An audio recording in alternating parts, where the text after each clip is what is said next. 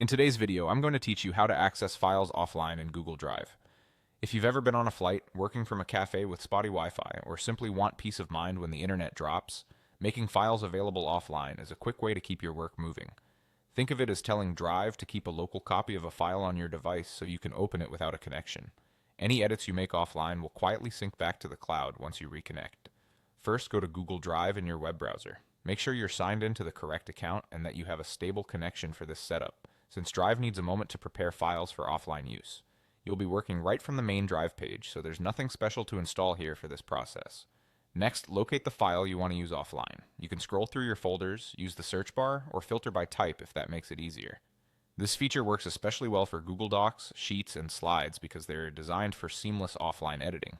You can also mark other file types like PDFs and images to be available offline for viewing. Keep in mind that opening certain files offline may require an app that can read that format on your device.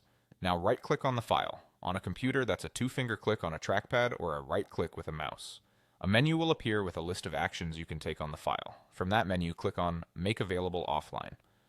Drive will start preparing the file and store it locally. You'll usually see a small check mark or an offline indicator once it's ready. After that, you can open and edit the file, even without an internet connection. When you're back online, your changes will sync automatically, so you won't have to remember to upload anything manually. A few helpful tips while you're doing this.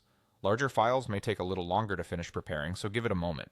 Make sure you have enough storage space on your device for the files you plan to keep offline. If you don't see the Make Available Offline option for a particular file, it may be due to the file type, your browser, or workspace settings.